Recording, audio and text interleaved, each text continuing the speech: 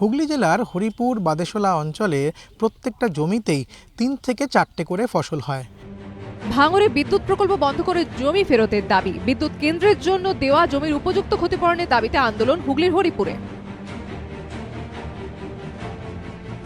হরিপুরের জমিতে সারা বছর পর্যায়ক্রমে চাষ হয় আলু, তিল, পাট ও ধান। সেই সবুজ ক্ষেতের মাঝে চলছে কাজ। তৈরি হয়েছে West Bengal state electricity transmission company লিমিটেডের সাবস্টেশন।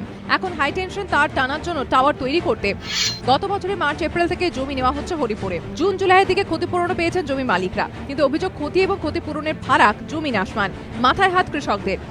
হরিপুর অঞ্চলের পাশাপাশি 3 কাঠা করে জমি রয়েছে দেবকুমার চল ও কাশীনাথ চলের। চৈত্র মাসে বন্ধ চাষ, জমির ওপর কংক্রিটের পিলার। সামনে কাশীনাথের মেয়ের বিয়ে, কিন্তু না পারছেন জমি বিক্রি করতে, না পারছেন চাষ করতে।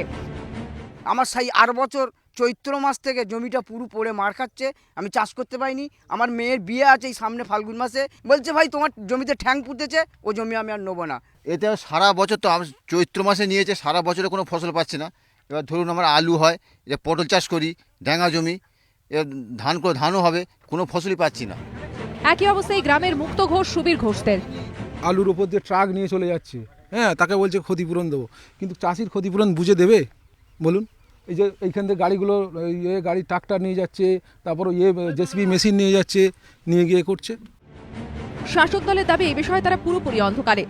জন্য কি ক্ষতিপূরণ দেওয়া হচ্ছে সেটা আমরা পঞ্চায়েতের সদস্য, আমাদেরকে কোনো রকম কিছু জানানো হয়নি। এটা সরাসরি সরকারি সংস্থা, ওনারা এসেই এগুলো করছেন। বিশেষজ্ঞদের মতে প্রকল্প হলে উন্নতি হবে এলাকার, তবে জমির মালিকরা যাতে ক্ষতিগ্রস্ত না হন সেটা দেখা অত্যন্ত জরুরি।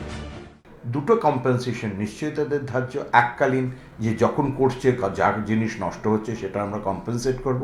বিদ্যুৎ মাথার লাইন ওপর দিয়ে গেলে, ইলেকট্রিকিউটেড হয়ে গেলে যে কম্পেনসেশন, লাইফ ইন্স্যুরেন্স একটা কম্পেনসেশন দরকার। দেশ যদি চায় দেশের স্বার্থে রাস্তা করব, বিজলির তার নিয়ে যাব, তার জন্যে কারোর কোনো আপত্তি জানানো দরকার নেই এবং সেটা মানাও যোগ্য নয়। উন্নয়ন এবং মানুষের অধিকারের মধ্যে যখন কোনো একটা বিরোধ বাঁধে, সেই বিরোধটা কোনো একটি রাজনৈতিক দল কখনো নিজে একা সমাধান করতে পারে না। তার জন্য সর্বদলীয় এবং এক ধরনের পুরো সামাজিক অংশগ্রহণ তার মধ্যে প্রয়োজন, সেটাকে যদি ঠিকমতো করতে হয়।